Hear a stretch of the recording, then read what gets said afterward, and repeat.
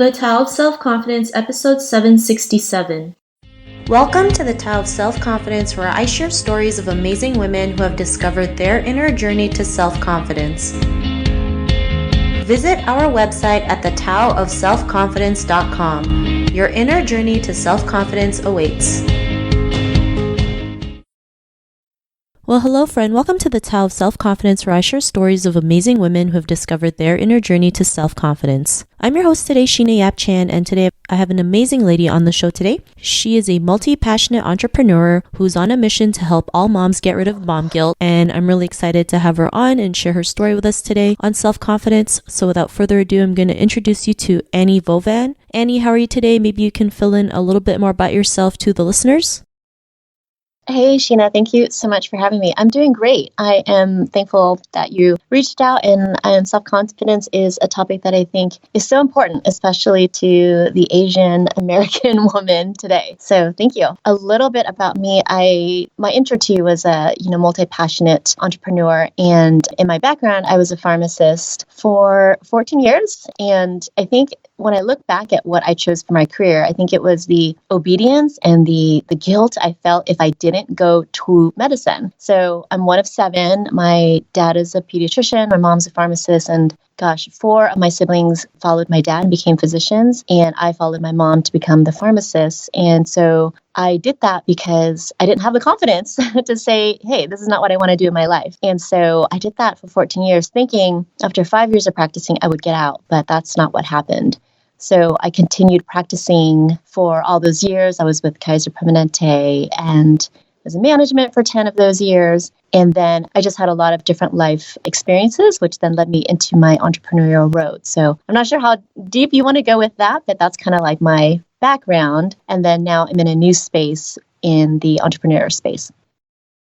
Thanks for sharing that. And I think that's something we all go through, especially like in an Asian upbringing. We always feel like we have to be doing what we're told, not realizing like there are other ways to live our life. And, this is one of the reasons why I created the show, to help other women, especially Asian women, see that there are other ways. And yeah, so thanks for sharing that. And Annie, what's your cultural background?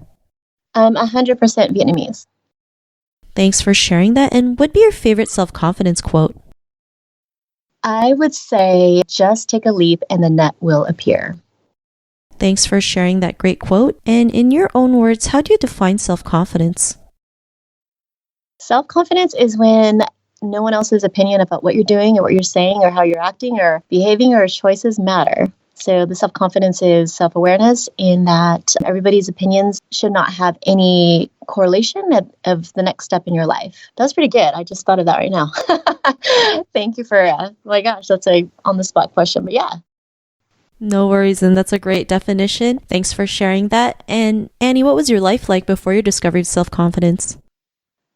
As I mentioned, I was the youngest of 7, so first generation Asian American. I was 8 months when we fled Vietnam in 1974. And just growing up in a big family, I think I just kind of always was a team player, and I didn't really rock the boat. We always looked at my parents for working so hard to get us here. And I don't necessarily think I was lacking self-confidence, but in speaking about the subject, I think I give my power away a lot because, the expectations of us growing up was to pretty much like fit in, right? Like, don't rock the boat, don't laugh too loud. My mom went to a very strict boarding school, and I remember being myself and laughing like really loud and like putting my legs up on the table. And my mom was like mortified that I should never behave like that. So I think it's about just for so long. I mean, I would say, gosh, for decades, I felt that I had to show up in such a way that was prim and proper.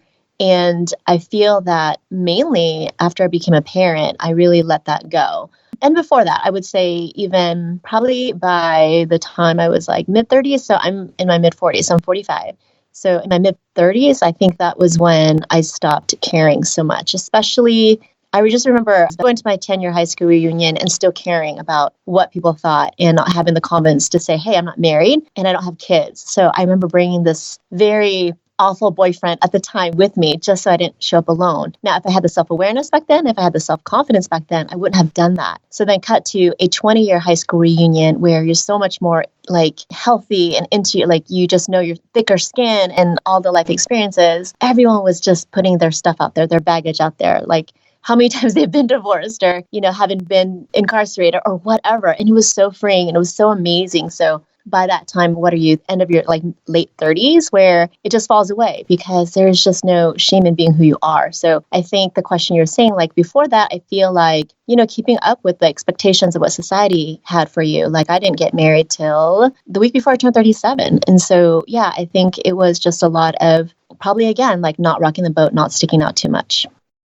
Thanks for sharing that. And I think that's something most women, especially Asian women, go through, right? Especially giving that power away. I think, we forget that, when we don't do what we want to do, or we stay in that box or bubble, we are giving that power away because we can do so much more. I mean, we are a lot more powerful than we realize, especially as women. And when we can see that power within us, anything's possible. And, I'm glad you're able to share, because anyone who's like over 25 and single and Asian is like considered an old maid.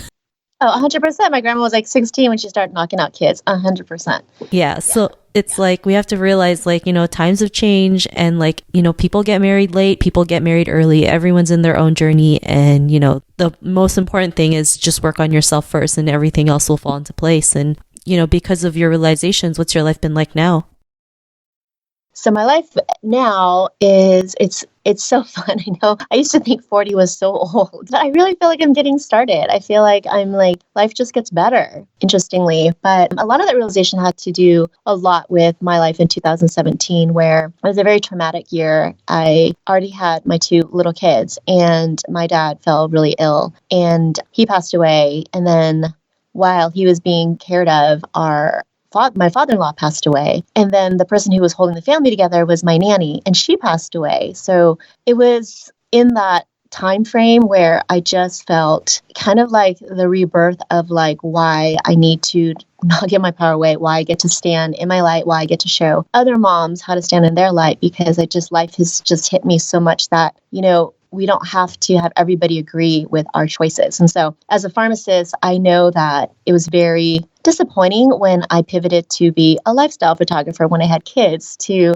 then open another business and then another business. And I think that even to this day, I think my mom secretly wishes I would practice pharmacy again, because I think that she can wrap her head around that a lot more. But for me, I don't need her blessing. I don't need her permission. I don't need her to be proud of me at all.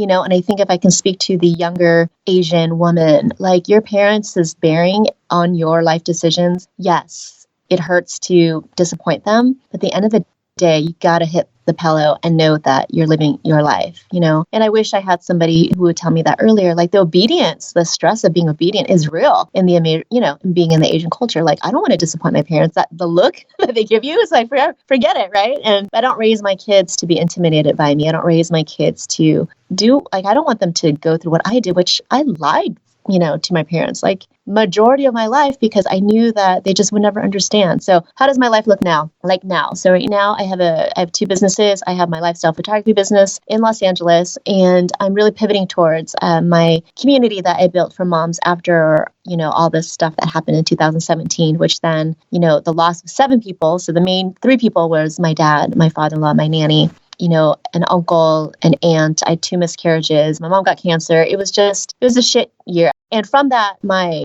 business emerged, which is a community for moms. It's called Avenue Mama. And as I was healing, I started sharing about how I was able to move forward. And so it started off with like self-care and mindset. And now it's really turned into helping other women step into their business as a mompreneur and really going after the big, scary goals, getting out of your own way, not playing small. And that's where we are today. So I really light that fire for the moms that I work with, because my nanny was 46 when she passed away, and she did not put her goals on the table or her dreams. They were always on the back burner. Her son always came first. And you're not a bad mom if you have your own goals and dreams outside of your children, outside of your 9 to 5, outside of anything. And so that's where I'm at now. I'm really present and I'm really fired up about life. And I really, like I said in my one-liner, I'm on a mission for moms not to have the guilt of like following her dreams and passions. Thanks for sharing that. And I'm glad you're able to create a community like that, because, there's still a lot of stigma about moms working or even having a business. It's like, oh my God, you're such a bad mom because you want something for yourself versus taking care of your children or running the household. But, in the end, like moms are still human. moms still have goals that they want to achieve. And just because they have kids doesn't mean they put their life on hold. You need something to, I guess, run away from the chaos, because like being a mom is not easy. It's the hardest job in the world. I mean, I see my friends and like sometimes I don't know how they do it all. And so like we just have to like give each other a pat on the back and tell each other, especially if you're a mom, like you're doing a good job, don't worry about it. Everyone makes mistakes and we're like all in this journey together. So I'm really glad you're able to create a safe space for moms, especially mompreneurs who feel ashamed for starting something that they want to do, which I think is stupid, but like, Yeah, I think it's just a whole new identity. So for your listeners, just to encourage, I think that, I had my first child at 39 and my second one at 41, and without any medication, without anything, like we literally like hooked up once that month and I got pregnant, you know what I mean? So, and I know that's a subject that I think a lot of Asian women have to think about, because maybe you've decided to pursue, your graduate degree or whatnot, or you're more selective or whatever. I think that the pressure to, reproduce is real. I remember because, like I said, I got married like the week before my 37th birthday, and then the pressure to have kids is there, which is all fine and dandy. But at the end of the day, no one else's opinions matter but you. Right. And so I think that, the guilt is so real. And I think that a lot of people to this day, probably my family, like, what the hell is she doing? Why would she leave a 6-figure income? And again, it's not on them to have opinions about what I'm doing, because you can't make more time. You can always make more money. Right. And so I'm on the path to, 1x, 2x, 3x what I used to make as a pharmacist. And even though money isn't what's driving me, the impact is what drives me. And I think to that, I will speak on and stand on top of all the negativity all day long. You know what I mean? So I think that I think the society's expectations has not caught up to moms to like get out of their own way. You know what I mean? Society still expects the mom to do everything. And yet we applaud dads when they do the tiniest thing, when that's his job. Those are his kids too, by the way, right? So we have a lot of work to do in that space for sure. Thanks for sharing that. And, if our listeners were tuning into your episode and they're in a similar journey to self-confidence, what would be that one tip you would give to them? Just stop caring about what other people think. Stop trying to make your parents happy. They're going to find your Asian parents are always going to find something. They're always going to keep up with the Jones. They're always going to, and I think they just probably don't know better. I don't think they're trying to be malicious. I don't think they're trying to like, quote, make it hard for us. They just don't know better. I think generationally, there's a lot of pressure for people to be a certain way. But I think here's the thing. For your listeners, either you're the first generation or second generation, but you're pretty new to your parents immigrating or coming out of something, right? And especially if you're speaking English, right, the modern times and whatnot. So I think that it's really just to know that, their journey is theirs and your journey is yours. And, at the end of life, you can't live with regret. And I think I was very fortunate to have Gary Vaynerchuk on my podcast. And at the end of life, it's just like, it's almost like F you, mom and dad. Those are your issues. You want to keep up with your friends. You want to keep up, you want to feel self-confident that you did the right thing because your kid went to Harvard or whatever. When your child is either lying about their expectations or feeling guilty or having stress trying to meet your goals, like shame on you for putting all those goals on your child when your child may want to, pivot or something, but won't, because of you. And that's selfish, right? So my advice would be that it is your life. Think of when you are on your final days and you look back in your life. Are you going to be like, I'm so glad I practiced being a dentist for 40 years? Are you going to say, I'm so glad I practiced for 10 years and I had 2 years of a hardship with my parents, and then I had 30 years opening my Etsy shop, or I had 30 years going after this or that, or I opened my restaurant, or I pursued being a teacher, or I joined a band or whatever. Yeah, it's going to suck and it's going to be rocky for a little bit or a long bit. But again, at the end of your life, it would be worth it, wouldn't it? Thanks for sharing that. And, I really love the tips that you mentioned. So thanks again. And if our listeners wanted to get to know a little bit more about you and what you do, or check out the community you've created, is there any links or social media profiles we can connect with? Absolutely. So I'm most active on Instagram under @AvenueMama, which is also the website Avenue Mama, which is also Twitter, Avenue Mama. And I do live events, I do workshops, I have programs for mompreneurs to stop playing small and to really step into their next biggest, scariest goals. And I help you take action on them. So Avenue Mama is where it's at. It's the avenues of motherhood, mindset, and mompreneurship. Thanks for sharing that. And to our listeners, if you want to connect with Annie, you can also head on over to the taoofselfconfidence.com and search for Annie's name. Her show notes will pop up along with everything else that we talked about. And I really just want to thank Annie today for taking the time to share her story and tips with us on self-confidence. So thank you so much, Annie. You're welcome. And thank you for being super organized. And I just, applaud you for taking these stories and sharing it with your audience. And I think that it's so important. And so I just want to thank you just the same. Oh, thank you. Well, I really appreciate you being on the show today. So thanks again. And to our listeners, be on the lookout for another new episode of another amazing woman's journey to self-confidence. And we'll talk to you soon. Bye for now. Thank you for tuning in to another amazing episode of the Tao of Self-Confidence. Visit our website at thetaoofselfconfidence.com to check out cool resources, blog articles, show recaps, and so much more. Your inner journey to self-confidence awaits.